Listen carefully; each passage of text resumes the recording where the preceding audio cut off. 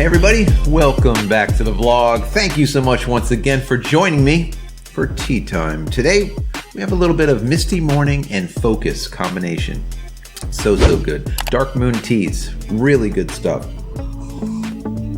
So guys, today is going to be Sony day today. Sony. Well, in the last couple of videos, we've had some bad news, some good news. The bad news, of course, was Olympus and that whole thing that we've been talking about that over the weekend.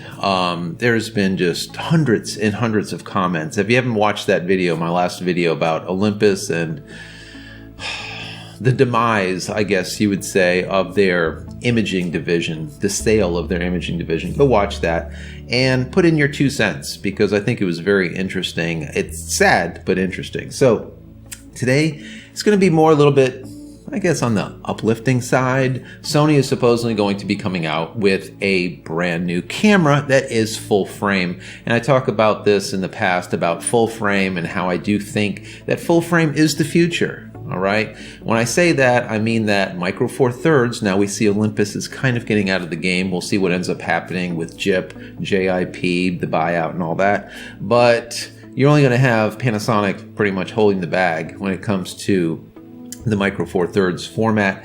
I did say that I believe that APS-C will become the new micro four thirds, full frame will become the new APS-C, and medium format, especially with Fujifilm's amazing lineup of cheap, let's say valued, very highly valued medium format digital cameras that are literally 1/4 of the cost of like Hasselblads, and they do just about the same thing. So I do see the medium format coming into that full frame position for professionals like myself and some of you. So we're going to get into the Sony thing in just a second, but you guys have been asking me for this in the last live show that we did with Trevor Current in the comments or whatnot, and you wanted to know if I had any more of these microfiber cleaning cloths by Aurora. Do I have any of these left? And we did sell out of that 1,000 that I brought in. We did get another batch in. So we're sending them over to B&H, we're sending them over to Amazon, but I have them here also. So if you need these, they are available. They're basically microfiber cleaning cloths that I put together called Aurora, and they come like this. There's a wet and there's a dry. When you open them up, they look like this, all right? The difference is these are not the ones you see all these frayed edges, little, scalloped edges nonsense. This is 2-ply, high-end microfiber cleaning cloths. And the difference is, of course, you can clean lenses with them, but you can also clean any surface with them. An iPad, an iPhone, your screen in your car that gets gunky. And the wet that you clean first with does kill 93% of all viruses and 99% of all bacteria. So it does do that, and that's the whole purpose behind it. And that's why I've been putting these out there for you guys, because I made these about 6-7 months ago, pre-COVID, and now like everyone's been wanting them because you can literally clean your phone. And we know that the phone is as dirty, or actually dirtier, according to studies, than a public toilet. You really want to clean those phones all the time. So use that wet and then go over with the dry, and the phone will literally look inky black, just like you just peeled that little protective layer off it. So really good stuff. So the idea behind the Sony A5 line is that it's going to be sub $1,000. And we know that that is very valuable, right? Just think about it. We've talked about this in the past on how the camera costs are just going to have to come down for people to be able to get into these cameras, because a lot of people are saying their iPhone or their Samsung, whatever, is good enough. All right, it's good enough. And the camera manufacturers are going to have to put product out there that's not only better than these smartphones, but also let's say the value of purchasing them just makes sense, right? There is that ROI, that return on investment. Not that you're going to put $1,000, $2,000, $3,000 into a camera, then you look at the images, you're like, yeah, they're a little bit better than the iPhone, but not that much better, and I don't have to carry anything extra. I have the phone in my pocket all the time.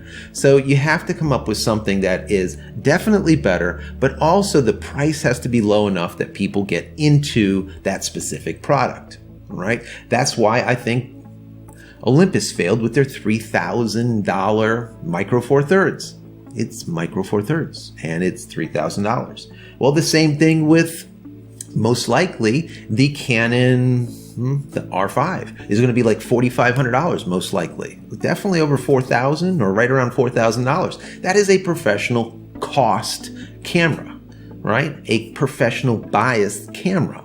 So not a lot of people are going to buy it. I mean, yeah, a lot of professional photographers, but the number of professional photographers are becoming less and less and less over the last years because the value that other people see professional photographers has been depleted, right? So everyone is a, Uncle Buck out there that has their Costco box camera and they're doing the weddings, right? And everything else. So seeing that this being a, let's say, sub 1,000 rumored camera, it is lined up perfectly. Now, we know Canon is out there with their RP. And the Canon EOS RP is sitting at that $900 mark, maybe $999. Sometimes you can get it cheaper, $950, whatever it is. Let's call it $999, sub $1,000. And it is full frame, mirrorless, 4K, yada, yada, yada, right? Canon also has their 6D Mark II, which is full frame, and it sits at around, let's say, $1,200. So it's close, really, really close. One is that DSLR, S body compared to the mirrorless RP. So they needed to do this, all right? I see that Sony is looking at it and saying, we know that cost is really everything this day in age where we have COVID. So Sony has seen the writing on the wall as people say, I need to get a lower cost camera, but I still wanted to do all of this stuff. Now, remember, Sony is the company that put out that A7 Mark III that crushed it. Absolutely crushed it. The A7 Mark III, in my personal opinion, is the best thing that Sony did for their camera brand. Why do I say that? Well, it acted as a way to bring new blood into the Sony biosphere, let's call it. And the reason being is the cost. It was under $2,000, full frame, and it just killed it. It did an awesome job. So there was a lot of people that went from Canon into Sony because of the A7 III. A lot of people went from Nikon into Sony because of the A7 III. So it just makes sense for them to look at this as maybe a bridge camera, right? It's a possibility. I mean, we know that we have, let's say, Sony's professional full frame line, which is that A9 Mark II.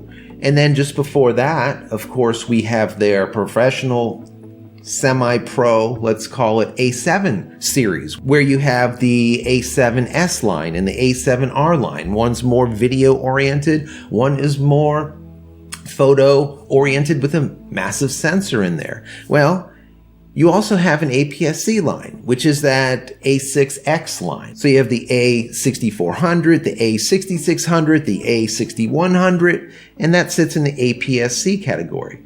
I can see this A5 as being that bridge between worlds, let's call it. Whereas you can get some of those people that are sitting on an APS-C sensor over into the full frame sensor, right?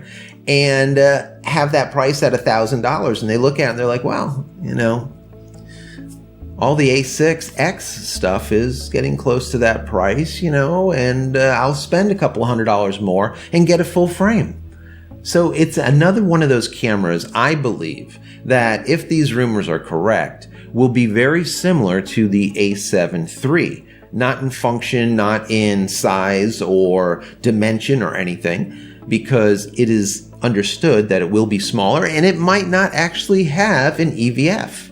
You might only be able to look on the back screen, right? Once again, smaller and smaller and smaller, but it could have that means of bridging people over because of price, number one, as a sub $1,000 full frame camera, similar to or directly aimed at the Canon EOS RP, and being that bridge into full frame will once again bring people more into the brand at a low cost, just like we said their A7 Mark III did. We also know that in the beginning of July, maybe the first week or the second week of July, Sony will be announcing the A7S III.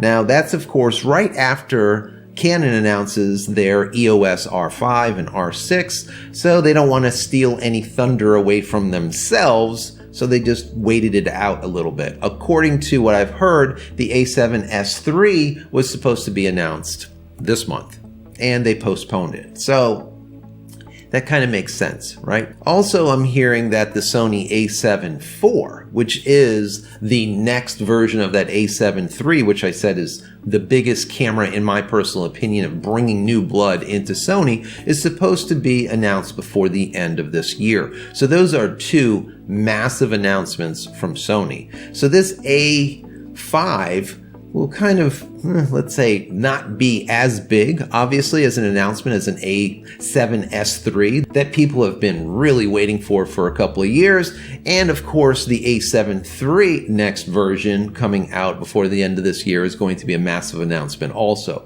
But I do believe that this A5 could act as that bridge, bringing people over from an APS-C sensor into a full frame.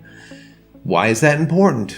Well, full frame is becoming cheaper and cheaper and cheaper, and the size of the cameras are not getting bigger and bigger and bigger. They're getting smaller and smaller and smaller. You take a look at a Canon EOS RP, and it's pretty tiny.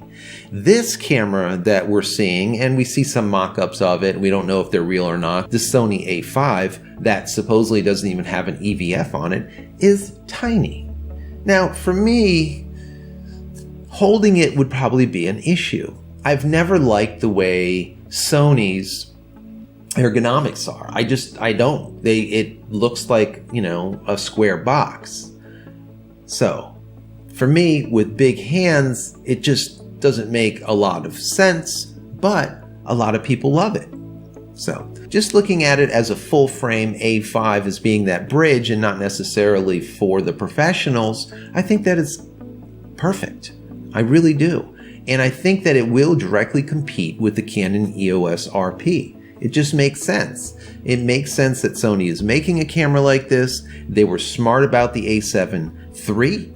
And I think this is going to be absolutely brilliant if this comes out just the way it is said to be coming out. So we will see what ends up happening. Obviously, we're talking rumors, speculation, as we do on this channel, but I want to give you whatever information that I get and then kind of use you as a sounding board. And some of you have more information than I do, and I love that you share it in the comments below these videos. And that's why we have these educated discussions.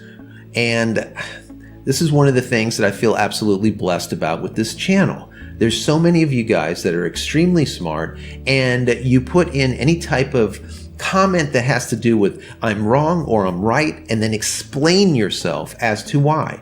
There is almost no trolls on this channel ever. So if you're brand new to the channel, I just want to make you aware of, you're going to find in the comment area below all of my videos really incredibly great comments. No negative trolls. You won't find those here. All right. This is a no troll zone. All right, guys.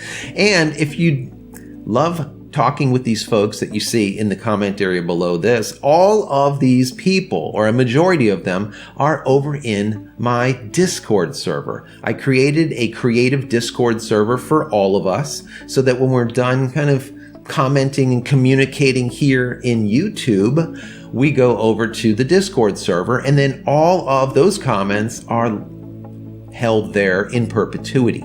And they're fully archived and fully searchable. So if you're looking for something having to do with a specific camera, and we have talked about it in the past, that's all you have to do is search and you'll find all of the great comments, information, and everything else. So head over to community.JCristina.com. Once again, community.JCristina.com, and you'll find that creative Discord server. Sign up, it's free. If you want to pay a little per month to help out the channel, you can, but it's absolutely not required. It is 100% free to everyone, all creatives. So anyways, guys, I hope you've gotten something out of this video, even a little bit. If you have, please throw it a big thumbs up.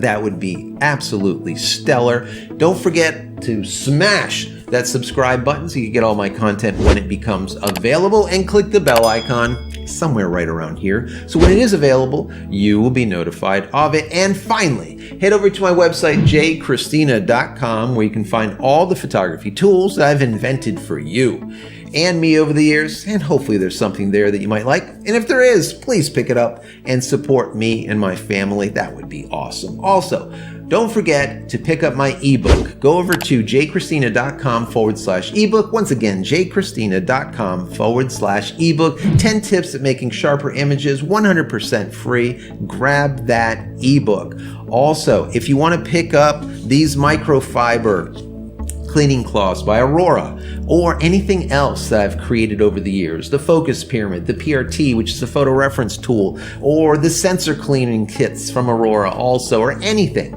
If you want to pick any of that up, just being a subscriber here, use coupon code or promo code YT20 at checkout. Once again, YT20 at checkout over at JCristina.com. You'll get 20% off everything that's in your shopping cart. So guys, that's it. I'm out of here for yet another vlog. Many blessings to you and your family. Stay healthy and stay safe.